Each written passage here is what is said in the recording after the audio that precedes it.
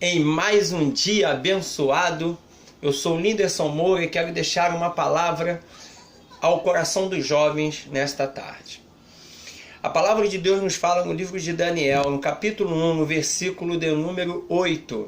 Resolveu Daniel firmemente não se contaminar com o manjar do rei e nem com o vinho que ele bebia. Meus amados, a palavra de Deus nos fala que o rei Nabucodonosor, após capturar os jovens judeus e levar para a Babilônia, ele encarrega o seu chefe de cuidar desses jovens, prepará-los para um período de 3 anos, ensinar-lhes a língua dos caldeus e a sua ciência. E eles deveriam ser trazidos, mas o rei Nabucodonosor lhes dá o direito de comer das iguarias da mesa do rei e do seu vinho. A Bíblia nos fala que Daniel e seus amigos Sadraque, Mesaque e Abednego, eles abrem mão desse privilégio na época para não se contaminarem e se dedicarem àquilo que tinham no coração, que era agradar o Senhor, seu Deus. Eles passam por um processo seletivo, eles aprendem a cultura e a língua dos caldeus, eles recebem uma ração diária, mas nós vemos aí já uma atitude no coração desses jovens que vai fazer com que eles lá na frente venham a colher coisas maravilhosas. Eles fazem um pedido ali ao chefe, o chefe fica um pouco receoso e o chefe de cozinha faz um teste de 10 dias com eles, no qual eles comeriam apenas legumes e beberiam água. E ao verificar, após 10 dias, os jovens estavam muito mais belos e esbeltos do que os outros que comiam o manjar do rei. E a Bíblia vai nos dizer, nos versículos 17 ao 20, que eles se destacaram desses jovens. Isso. E no versículo 17 diz que Deus deu inteligência de todas as visões e sonhos a Daniel. E o interessante naquela época, essa inteligência sobre sonhos e visões era algo muito importante para o povo da época, porque eles liam e entendiam o mundo através de sonhos e visões. Tanto é que Deus agora dá a Daniel este dom, este talento. E nos dias de hoje, o que nós precisamos aprender? Qual a maneira de fazer a leitura do nosso tempo?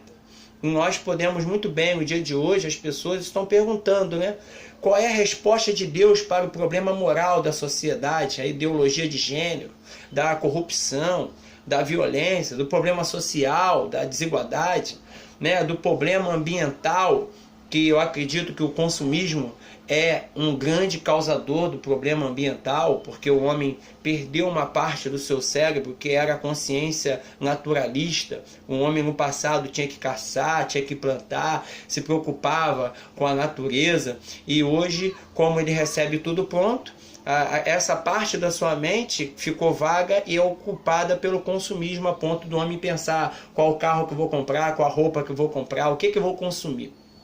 Pois bem, essa visão consumista também fez com que a poluição destruísse a ganância humana, as florestas, as matas, o habitat dos nossos animais. Uma outra resposta de Deus também para o problema espiritual, religioso, das religiões e até das igrejas que não vivem aquilo que era para viver debaixo da palavra de Deus. Nós vamos ver que a profecia de Daniel ela tem o propósito tríplice, que a Bíblia já diz, que ela edifica, consola e exorta, ou seja, anima, chama o povo a uma atitude diferente. E Daniel fez isso. Na época, Daniel, primeiro, ele age com a santidade. Ele se separa da vida cotidiana, pecaminosa, se separa, Deus lhe coloca talentos, ele é um instrumento de Deus, e nas suas profecias, ele anima o povo judeu, dizendo que o reino de Deus é eterno, que o reino de Deus ele vai vencer sobre os outros, e nós somos o agente desse reino, somos o instrumento de Deus nessa terra. Então, a atitude de Daniel em um lugar pagão, ele começa a dizer o seguinte, eu estou abrindo mão daquilo que eu poderia ter nesse mundo para agradar a Deus. E a primeira mensagem é essa, o que você está disposto a abrir mão para agradar a Deus? Porque tudo na vida de Daniel começa nos hábitos alimentares, as mudanças começam aí. Por quê? Porque é um reflexo justamente do consumismo. Porque é o consumismo que vai trazer para nós esse desequilíbrio total ambiental e de todo o contexto social no qual as pessoas são tidas como consumidores daquilo que eles escolhem para nós. Então o Daniel ele tinha uma visão crítica. Tá? Para falar de consumismo, eu não estou aqui para dizer que a gente não tem que consumir nada, que a gente tem que deixar de ver televisão, não é nada disso, até porque vivemos num mundo globalizado, onde talvez até você que está vendo aí trabalhe numa empresa de marketing ou coisa dessa forma, não é nada disso. Estamos falando que mesmo no mundo globalizado, nós temos que ter uma consciência crítica, sim, uma consciência crítica onde as coisas boas e ruins estão o tempo todo flutuando ao nosso redor e nós temos que ter a capacidade de escolher as coisas boas. Foi isso que Daniel fez. Num mundo corrompido, num mundo totalmente tomado por coisas negativas, ele faz as escolhas certas. Nós vemos que os jovens dos dias de hoje, eles estão vivendo num sistema que os adultos criaram para eles. Isso. E eles agora amam esse sistema, porque antes os jovens lutavam com as suas ideias contra as ideias dos adultos. Por quê? Porque eles viviam no passado como se fosse numa caixa, né? Viviam num mundo quadrado, onde os pais definiam o que eles iam comer, o que eles iam fazer, a profissão que eles teriam, onde eles iam. E com isso, eles não tinham muitas escolhas. Então, as conquistas, né, da sociedade, a globalização fez com que os jovens buscassem um estilo de vida, uma suposta liberdade, onde o jovem vira um novo consumista, um novo consumidor. Por quê? Se o jovem tem liberdade, escolhe o que ele vai ser, o que ele vai fazer, então agora ele consome. Entendeu agora? Ou seja, agora ele usa o cigarro, ele consome a bebida, ele paga a boate, ele paga os motéis, ele compra as motos, as roupas da moda, ela faz o cabelo da moda, ela compra a bolsa de marca, a roupa de marca, a maquiagem da moda. Ou seja, o jovem é um grande consumidor no mundo que nós vivemos. E aí, aos 16 anos no Brasil, ele já pode votar. Porque o pai que decidia pelo jovem, agora é ele que decide. Mas aí nós vamos ver os problemas que isso vai gerar. Por quê? A juventude de hoje ama esse sistema que o adulto criou. Sim, e ele se transformou num grande consumidor. Mas tem um problema. Ele perdeu a sua identidade, ele perdeu os seus projetos. Jovens sem identidade. Jovens que antes tinham toda uma estrutura familiar, uma estrutura também da igreja, né, na sua maioria, e que hoje estão órfãos desses pais e escolhem aquilo que quer para si, mas na verdade é aquilo que o sistema determina que eles vão fazer. Muito bom. Hoje vivemos um momento onde agora a criança está sendo inserida como um grande consumidor, da onde se faz com que todo o recurso familiar venha para essas grandes empresas através da criança. Mas esse já é um outro momento, um outro assunto. Vamos continuar falando sobre essa mudança, né, que houve no padrão familiar, aonde o consumo que era limitado, agora não é mais limitado, ficou ilimitado por causa do novo mercado consumidor da juventude. Nós sabemos sim que isso já aconteceu na história, um exemplo disso foi o Brasil, né, colonial, que a história diz que os negros, né, aqui existiu o latifúndio, e o negro trabalhava nos canaviais, o negro trabalhava também através da extração do café e a manufatura, e aí dali daquele processo a Europa, que produzia agora os seus produtos, queria vender e não conseguia, porque o capital ficava na mão dos senhores de engenho. E eles agora forçam o Brasil a liberar a abolição dos escravos para que tornasse um mercado consumidor que viesse a consumir e viesse fazer a pilhagem, tirar os recursos daquelas pessoas através do seu consumo. Muito bem.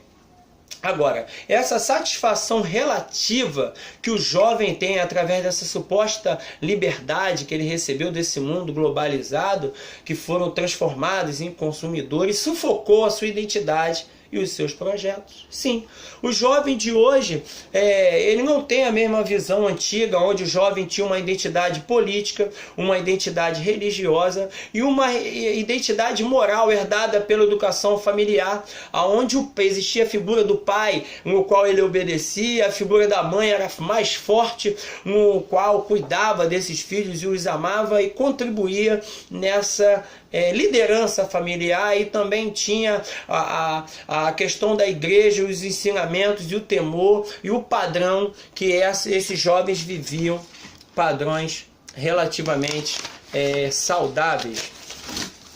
Então, meus amigos, esses jovens sem identidade se transformaram numa geração acostumada em receber tudo rápido, tudo pronto, aonde eles têm dificuldades para elaborar, não sabe o que é batalhar para conquistar, né? E quem não batalha para conquistar também não valoriza. Uma geração que não sabe o que é disciplina para alcançar seus sonhos, que acredita em processos mágicos, que as coisas vão cair do céu. Sim, e quando chega em contato com a realidade, vem a frustração.